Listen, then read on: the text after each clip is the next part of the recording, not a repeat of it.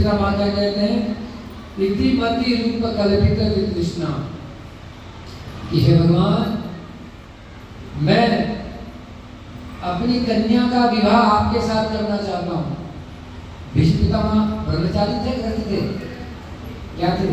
ब्रह्मचारी थे। तो मृत्यु के शैया में इस समय क्या कह रहे हैं कि मैं अपनी कन्या का विवाह आपके साथ करना चाहता हूँ। कौन सी कन्या?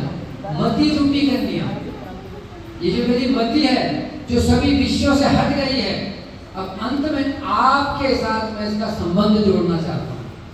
इति मति रूप कल्पित तृष्णा, सभी तृष्णाओं से मुक्त हो चुकी है मेरी मति, और अब इस मृत्यु के अंतिम समय में मैं अपनी मति आपके चरणों में देना चाहता हूँ, आपके रूप का ध्यान करना चाहता हूँ। आप जो प्रकृति से परे हैं और प्रकृति को अपने वश में कर जो आप अवतार धारण करते हैं, आपके चरणों में मैं अपनी मति को लगाना चाहता हूँ। तो ये भगवान का दर्शन करते हुए भीष्म पितामह स्तुति कर रहे हैं। तो ये स्तुति का आप दान कर सकते हैं रोज सवेरे। अभी तो मोबाइल है आपके पास, उसमें डालिए, इसको लगाइए, सुनिए। जरूरी नहीं है कि आपको श्लोक उच्चारण होना चाहिए। भगवान कौन सी भाषा नहीं जानता बताइए? एक गाय को भी आप पुकारते हो, आपकी भाषा समझती हो? वो हिंदी जानती है, हरियाणवी जानती है गाय? बताओ तो कैसे समझती है आपको? जब आप उसको पुकारते हो तो क्या हिंदी आती है गाय को?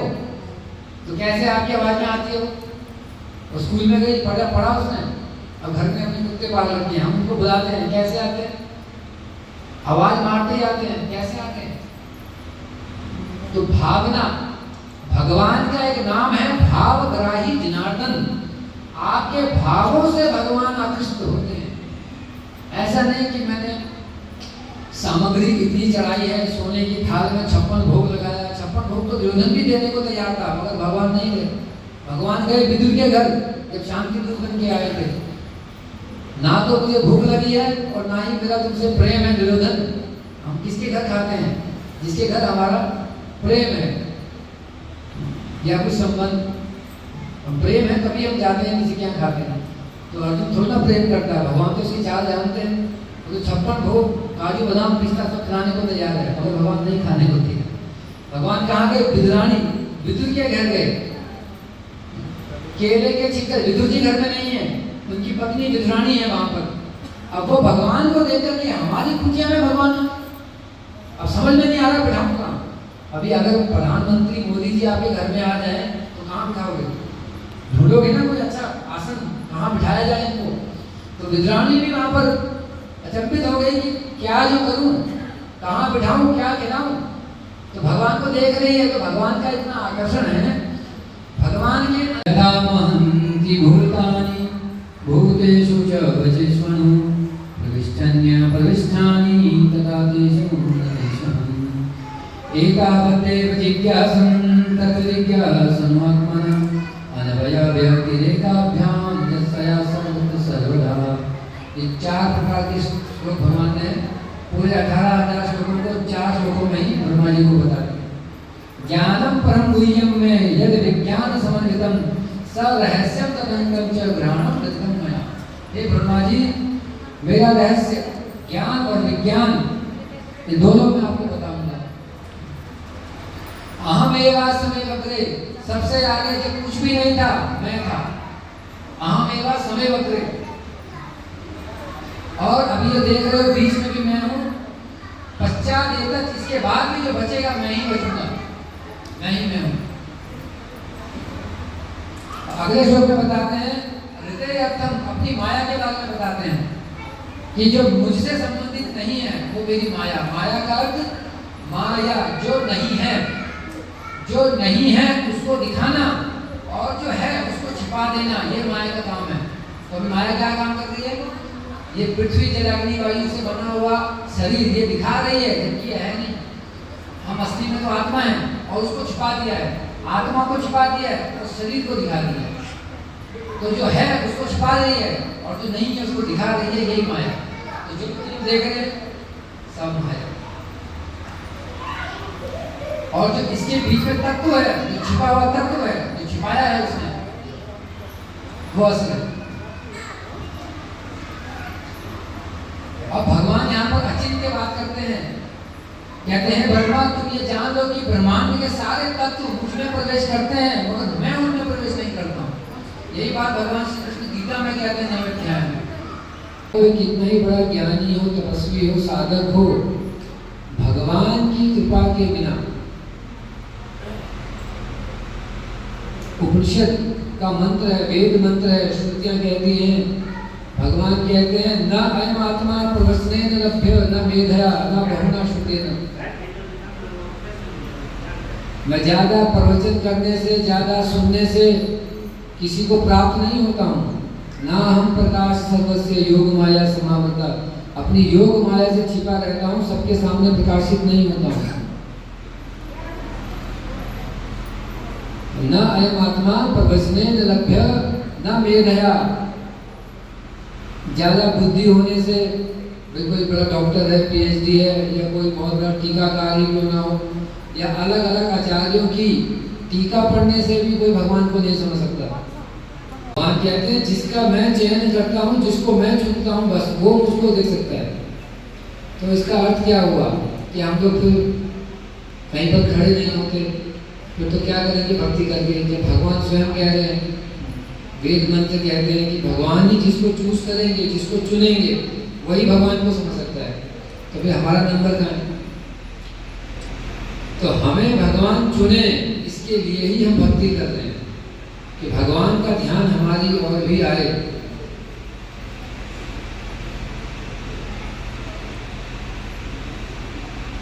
तो इसलिए चाहे कोई कितना ही बड़ा वेद पाठी हो, वो कितना ही बड़ा धुरंधर हो, विद्वान हो, जब तक भगवान की जो योग माया है, गीता में भगवान बताते हैं महात्मा तुमाम पार्थ दैवी प्रतिमाश्रित है।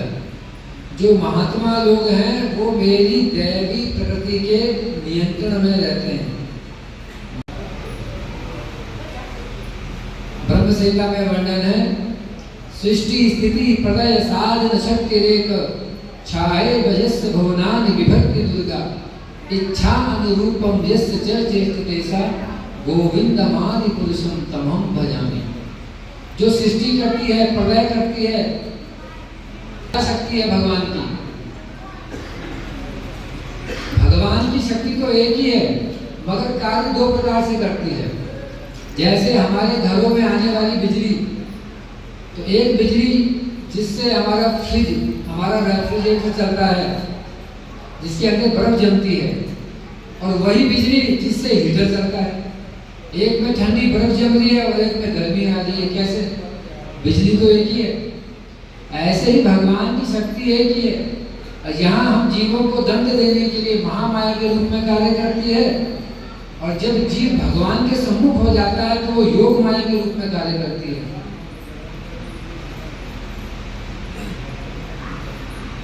तो इसलिए जब तक हम भगवान के प्रति शरणागति नहीं करते, तब तक हम अपने प्रयासों से, उसका उल्टा है, तणादपि सुनीचेन तरोदपि सही सुनना अमाननीय मानदेन कीर्तनया सदा हरि। और जो भौतिक जगत में है, कोई कितना ही बड़ा चढ़ा क्यों ना हो, मगर आध्यात्मिकता में वो जीरो है। संसार की नजर में भले ही वो हीरो हो, मगर आध्यात्मिकता में वो जीरो है। तो इसीलिए यदि कोई भजन करना चाहता है, भक्ति करना चाहता है, तो आचार्य लोग बताते हैं कि भजन कौन कर सकता है। तणादपि सुनीचे, जो सड़क पर पड़े हुए तिनके से भी अपने आप को छोटा समझे। तरोरपि सहिष्णुना, और वृक्ष से भी अधिक सहिष्णु हो। एक वृक्ष के ऊपर बारिश होती है, ओले पड़ते हैं, धूप, गर्मी, ये सब सहन करता है, सहिष्णु। अमाननीय मान देना, जो खुद मान की कामना ना करे, दूसरों को सम्मान दे। कीर्तनीय सदा हरि, ऐसा व्यक्ति हमेशा हरि का कीर्तन कर सकता है। कौन से हैं दो प्रकार के लोग? दो भूत स्वर्ग लोके अस्मिन् देव असुर एव च। एक देवता और एक असुर। असुर का मतलब ये नहीं कि उसके सींग होंगे, उसके दांत होंगे, और देवता का मतलब ये भी नहीं कि उसके 4 हाथ होंगे, 4 मुंह होंगे। ये गुणों का नाम है। भगवद गीता के 16वें अध्याय, जिसका नाम ही है दैवी गुण और आसुरी गुण, आदमी के गुणों से उसकी पहचान है। हम कहते हैं ये तो असुर है, तो उसको सिखा रहे हैं ऐसे। विष्णु भक्त श्रुतो देव असुर तद विप्राय, बस जो विष्णु भक्त है वो देव है, बाकी किसी के भी भक्त हो सब असुर हो गए, शास्त्र कहते हैं। श्रीमद् भागवत का सारा जो आप कथा सुन रहे हैं, सुखदेव महाराज जी बताते हैं परीक्षित महाराज जी को, कलर दोष निधि राजन अस्ति एको महान गुण कीर्तनादेव कृष्णस्य मुक्त संग परमजिन। ये कलयुग क्या है? दोषों का खजाना है। कलर दोष निधि राजन, ये राजन ये समुद्र है दोषों का, ये संसार, ये कलयुग। अस्ति एको महान गुण, परंतु फिर भी इस कलयुग में एक महान गुण है। क्या है? कीर्तनादेव कृष्णस्य, भगवान हरि का, कृष्ण का कीर्तन करने से मुक्त संग परम भजे, आप मुक्त हो सकते हैं। ये सार है, ये निचोड़ है जो आपको बताया जा रहा है। अब श्रद्धा आपकी, विश्वास आपका जड़ है, नींव है, जिसके ऊपर पूरी भक्ति टिकी है। इसीलिए भगवान ने कहा संशय आत्मा विनिश्चिति, जो भगवान की वाणी में, आचार्यों की वाणी में संशय करता है, विनिश्चिति पुनः इसी मृत्यु लोक में आना पड़ता है। अश्रद्धाना पुष्या धर्मस्य यस्य परन्तप अप्राप्य माम मृत्यु संसार रत्न। भक्ति करते हुए भी यदि श्रद्धा नहीं है तो यहाँ आना पड़ेगा। कैसी दशा है वहाँ? पंजाब में भी ऐसे दिखता है कि सब चीजें निकाल। तो इसीलिए भगवान ने जो हमें दिया है, जितना दिया है, तो उसको निभाते हुए उसमें भजन, अपना समय भजन के लिए निकालना। तो ये प्रहलाद महाराज ज्ञान दे रहे हैं अपनी पाठशाला में। तो संत अमर जो उनके टीचर हैं, अध्यापक है, वो गुस्से में आ गए, बोले ये हमारे शत्रु का ज्ञान बच्चों को भी फैला रहा है, असुर बच्चों को। तो पकड़ के ले गए उसके पिताजी के पास, हिरण्यकशिपु के पास, कि भाई ये आपका जो पुत्र है, जो खुद तो बिगड़ा हुआ है, हमारे बच्चों को भी बिगाड़ रहा है, इनको भी बाबा बना रहा है, इनको भी साधु बना रहा है। कहते हैं हे असुरों में श्रेष्ठ, पिताजी आगे नहीं बोलते, वो कहते हैं हे असुरों में श्रेष्ठ, ये जो मुझे जीवन मिला है, इसमें जो हम ये गृहस्थी में फंस गए हैं, ये ऐसे कुएं में हैं कि पानी की तलाश कर रहे हैं मगर पानी नहीं है, और यहीं पर हम लगे हुए हैं संसार में। वनम गतो यद हरि माश्रित, हमें हरि की शरण में जाना चाहिए। तो हिरण्यकशिपु को बहुत क्रोध आ गया और उसने संत अमर को कहा जाओ इसको दोबारा से जो आसुर की विद्या है वो सिखाओ, ये हमारे शत्रु का गुणगान गा रहा है। उसको ले गए प्रहलाद महाराज को, फिर से उसको राजनीति पढ़ाई गई, सामाजिक, जैसे हमारे स्कूलों में सब्जेक्ट, श्रवण करना, कीर्तन करना, पाद सेवनम अर्चनम, उनके अर्चना करना, वंदना करना, दास्य भाव में, साख्य भाव में, आत्मनिवेदन के भाव में उनकी भक्ति करना, ये 9 अंग है भक्ति के। तो इन 9 अंगों में से एक अंग भी अगर हम भक्ति करते हैं तो हमारा कल्याण हो जाएगा। तो बिल्कुल क्रोध में तिलमिला गया, बोले ये मेरे घर में सांप कहाँ से पैदा हो गया? तीनों लोग मेरे को प्रणाम करते हैं मगर ये दुष्ट मुझे प्रणाम नहीं करता है, मुझे ईश्वर नहीं मानता है। उसको पकड़ के सांपों से कटवाया, पहाड़ी से नीचे फेंकवाया, हाथी के पाँव के नीचे कुचलवाया, कितने उसको कष्ट दिए प्रहलाद महाराज को, परंतु वो हमेशा भगवान के चिंतन में मग्न रहते हैं प्रहलाद महाराज।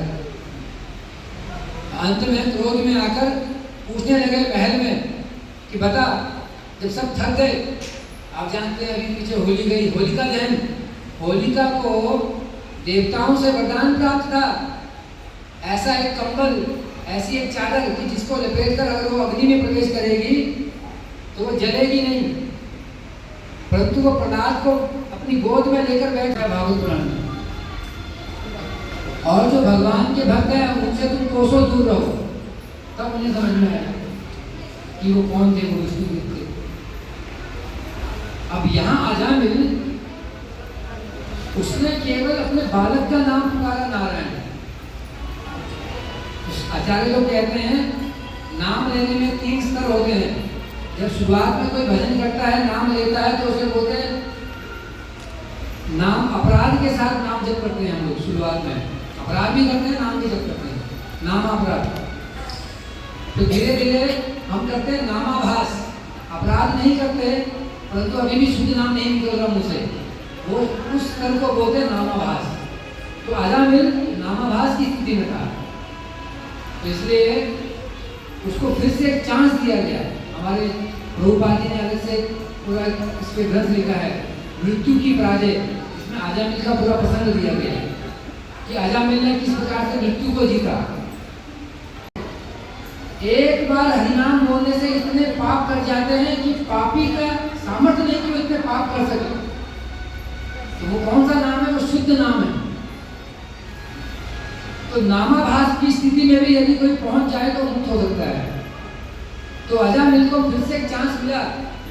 उसने देखा कि यमदूत तो चले गए, मगर ये 3 विष्णुदूत खड़े हैं, तो उनसे कुछ बोलना चाहता था, तो देखा वो भी अंतर ध्यान हो गए, गायब हो गए। यहाँ अजामिल ने देखा, उसको पूरा होश आ गया, अरे मैंने पूरा जीवन बर्बाद कर दिया अपना। तब अजामिल हरिद्वार में आया और 1 साल तक, 1 वर्ष तक तेल धारा विच्छिन्न उसने भक्ति की। जैसे हम तेल की धार होती है ना, बीच में टूटती नहीं है, ऐसी भक्ति की। तो उसको लेने के लिए वैकुंठ से विमान आया। शास्त्र में बहुत कम भक्त लोग हैं जिनको लेने के लिए विमान आया। कलयुग में विमान आया संत तुकाराम को लेने के लिए वैकुंठ लोक से, अजामिल को लेने के लिए विमान आया, ध्रुव महाराज को लेने के लिए विमान आया। बहुत कम लोग हैं जिनको लेने के लिए विमान आया।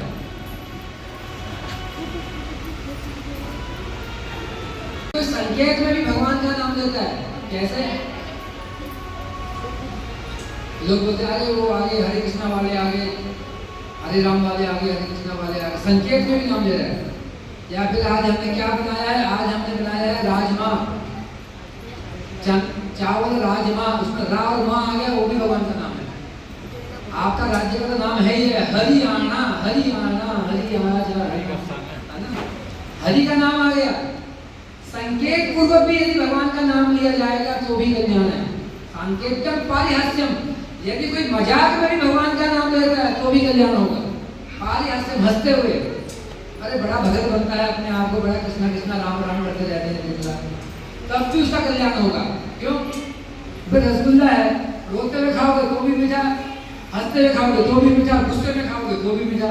तो भगवान का नाम जैसे भी लोगे उसको वो काम करेगा ही करेगा। आप जानते हो नहीं जानते हो, अगर एक बूंद भी जहर की पड़ेगी शरीर के अंदर तो वो तो अपना काम करेगा जहर। अगर एक बूंद भी जाने अनजाने में चलेगी। ऐसे ही भगवान का नाम सांकेत्यम पारिहास्यम स्तोभम हेलनमेवच, यदि कोई कीर्तन करते हुए भगवान का नाम लेता है तो भी कल्याण है। कोई फिसल गया, कोई गिर रहा है कहीं से, अचानक भगवान का नाम ले लिया तो कल्याण है। काम कर रहे हैं, कोई बिजनेस कर रहा है, कोई ऑफिस में जा रहा है, कोई नौकरी कर रहा है, कोई फैक्ट्री में जा रहा है, कोई खेतों में काम कर रहा है, भगवान का क्या काम है? न तस्य कार्यं कारणं च विद्यते। उपनिषद कहते हैं, वेद मंत्र कहते हैं, जिसको कुछ भी नहीं करना है वो भगवान है। तो करता कौन है फिर? न तस्य कार्यं कारणं च विद्यते ना तत्सम अभिअतिक दृश्यते, ना तो कोई भगवान के समान है और ना कोई उनसे बढ़कर है। जब कोई समान ही नहीं है तो बढ़कर कहां से होगा? इसलिए भगवान का एक नाम है अस्म ऊर्ध्व, असम ऊर्ध्व, ना तो कोई समान है ना कोई उनसे ऊर्ध्व ऊपर है। परास्य शक्ति विविधा विश्रुते, भगवान की शक्तियां कार्य करती हैं, अनेक शक्तियां भगवान की। परास्य शक्ति विविधा विश्रुते, स्वभाव की ज्ञान बल क्रिया च, भगवान में ये 3 क्रियाएं, इच्छा शक्ति, क्रिया शक्ति, ज्ञान शक्ति स्वाभाविक है और इन शक्तियों के आधार पर शक्तियां कार्य करती हैं। भगवान केवल लीला करते हैं। तो ब्रह्मा जी कहते हैं कि भगवान अपने धाम में गोलोक वृंदावन में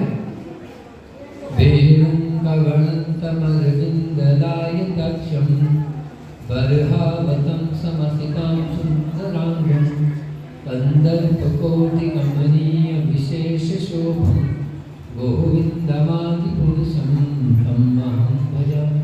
जो वेणु बजाने में दक्ष हैं, वेणु बजाते हैं, सुरभिर अभी परिपालयन्तम, जहाँ पर सुरभि और अनेक गाय वहाँ पर हैं, और लक्ष्मी सहस्त्र, एक लक्ष्मी नहीं, हजारों लक्ष्मियां वहाँ पर सेवा के लिए खड़ी हैं। लक्ष्मी सहस्त्र अपनी सेवा का इंतजार कर रही हैं, प्रतीक्षा कर रही हैं कि मेरी बारी कब आएगी, मैं भगवान की सेवा करूँगी।